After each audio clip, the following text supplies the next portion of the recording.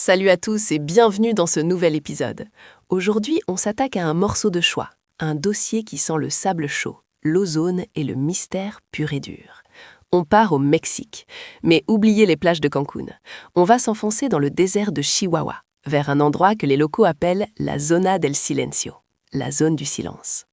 Thomas, tu es prêt à perdre le signal ? Bonjour Sarah, bonjour tout le monde. Prêt, je ne sais pas, parce que cet endroit a tendance à désorienter même les esprits les plus cartésiens. Imagine un endroit où le GPS de ta voiture ne sert à rien, où ta boussole se met à tourner comme une toupie et où ta radio ne crache que des parasites statiques, comme si le son lui-même était aspiré par le sol. C'est ça, la zone du silence. C'est une poche de vide électromagnétique au milieu de nulle part. C'est fascinant, parce qu'on parle souvent du triangle des Bermudes. C'est la star des anomalies. Mais cette zone mexicaine semble encore plus tangible, plus physique. Et tout commence vraiment, aux yeux du grand public et des autorités, par un incident très précis en juillet 1970. C'est là que l'histoire bascule du folklore local au dossier classé secret défense. Exactement. On est en pleine guerre froide, le 11 juillet 1970 pour être précis. L'US Air Force est en train de tester un missile, une fusée Athena, depuis leur base de Green River dans l'Utah. C'est de la routine, ou presque. La fusée doit décoller, faire sa parabole et atterrir gentiment sur le champ de tir de White Sands, au Nouveau-Mexique.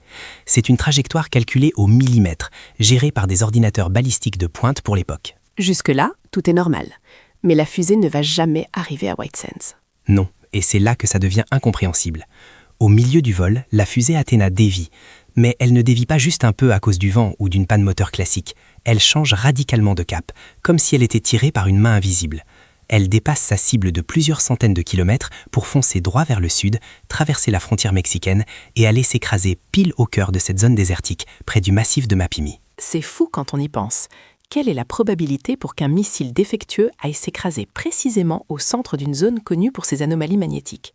On a l'impression que le lieu a aspiré le missile. C'est exactement le terme qu'ont utilisé certains ingénieurs à l'époque. Ils ont parlé d'effet aimant. Le crash a provoqué un incident diplomatique immédiat.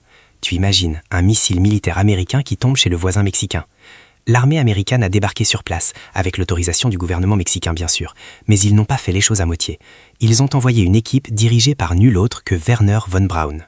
Wernher von Braun, le père du programme spatial américain, carrément. Lui-même, c'est dire l'importance du truc. Et l'opération de récupération a été étrange. Ils n'ont pas juste ramassé les débris, ils ont construit une voie ferrée temporaire en plein désert pour évacuer non seulement la fusée, mais aussi des tonnes de terre tout autour du cratère d'impact. Tout ça a été expédié aux États-Unis dans le plus grand secret. Officiellement, c'était pour éviter une contamination radioactive, car la fusée contenait de petites quantités de cobalt-57.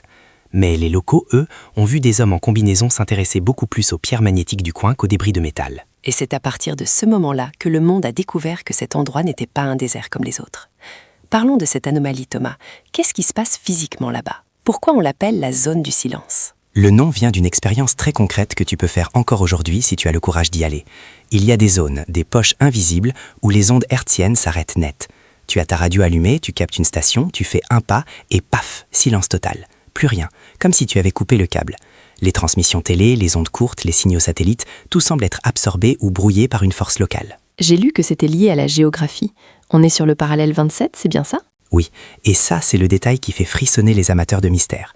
La zone du silence est située exactement sur le 27e parallèle nord. Si tu traces une ligne autour du globe à cette latitude, tu tombes sur le triangle des Bermudes dans l'Atlantique, les pyramides de Gizeh en Égypte et l'Himalaya. C'est ce que certains appellent une grille planétaire d'anomalies. C'est quand même une coïncidence troublante. Mais géologiquement, qu'est-ce qu'il y a sous le sable ? Le sol est bourré de magnétite et d'uranium. C'est un ancien fond marin, la mer de Thétis, qui s'est asséchée il y a des millions d'années. On y trouve des fossiles marins partout. Mais surtout, le magnétisme est si fort que les boussoles deviennent folles. L'aiguille ne pointe pas le nord, elle tourne ou elle se fixe sur une direction arbitraire. C'est très désagréable pour l'oreille interne aussi. Certains visiteurs rapportent des maux de tête, des vertiges, une sensation de pression dès qu'ils entrent dans la zone. Et ça ne touche pas que les machines ou les humains. La nature elle-même semble différente. On parle de mutation ? Oui, la faune et la flore ont développé des caractéristiques uniques. Il y a une espèce de tortue, la tortue du désert de Bolson, qui est plus grande que la normale et qui a des motifs sur sa carapace qui rappellent des triangles ou des formes géométriques étranges. Les cactus, eux, virent parfois au violet intense, ce qui serait dû à une exposition excessive aux ultraviolets, comme si l'atmosphère au-dessus de la zone était plus fine ou trouée. C'est un paysage qui semble extraterrestre, aride, hostile, avec des pierres sombres éparpillées partout. En parlant d'extraterrestres, on doit aborder le volet le plus inquiétant, ou le plus fascinant selon le point de vue, les rencontres. Parce que ce n'est pas juste un problème de boussole qui déconne. Il y a des gens qui vivent là-bas, des ranchers, et ils racontent des histoires à dormir debout. Absolument. Et ce qui est frappant, Sarah, c'est la cohérence des témoignages sur des décennies. On ne parle pas ici de petits gris avec des gros yeux noirs.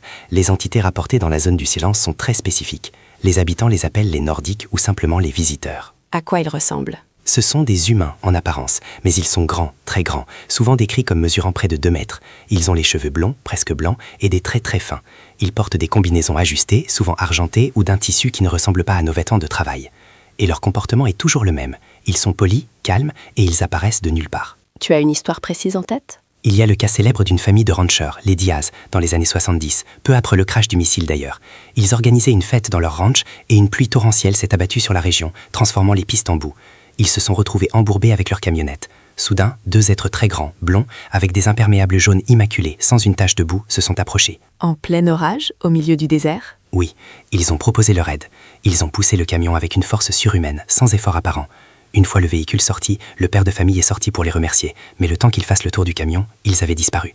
Et le plus glaçant dans l'histoire, c'est qu'il n'y avait aucune trace de pas dans la boue là où ils se tenaient. Rien, comme s'ils flottaient. C'est incroyable.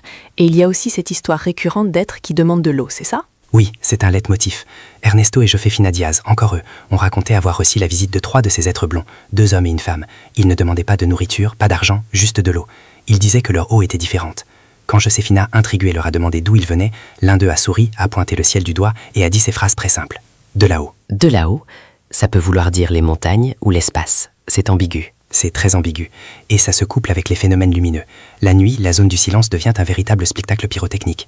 Des orbes de lumière, rouges, bleues, blanches, qui dansent au-dessus des montagnes, qui changent de taille, qui se divisent. Les locaux ont tellement l'habitude qu'ils ne lèvent même plus la tête. Pour eux, c'est normal. Ils appellent ça les lumières folles. Certains pilotes de ligne qui survolent la zone ont rapporté des dysfonctionnements de leurs instruments en passant au-dessus de ces lumières. Alors Thomas, on arrive au moment de la synthèse. Qu'est-ce qu'on a vraiment là-bas ?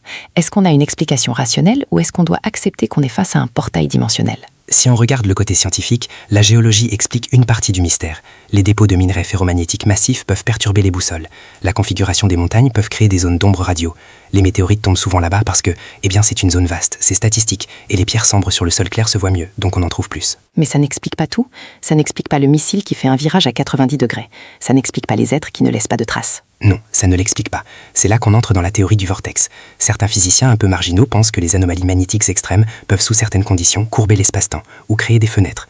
C'est l'idée que l'énergie électromagnétique de la Terre se concentre en certains points nodaux, comme sur le 27e parallèle, et que ces points agissent comme des portes. Donc le missile Athéna aurait été attiré par ce vortex ? Ou alors, il a interféré avec quelque chose qui était déjà là.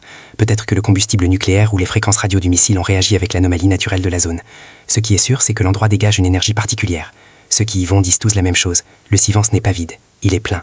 On se sent observé, on sent une présence. C'est un désert qui semble vivant, conscient. C'est une belle façon de le dire.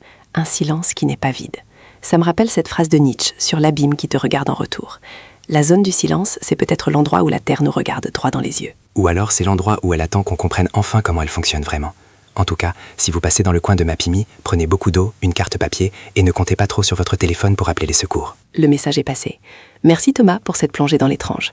On se retrouve la semaine prochaine pour une autre enquête aux frontières du réel. D'ici là, gardez l'esprit ouvert, mais gardez les pieds sur terre. À bientôt.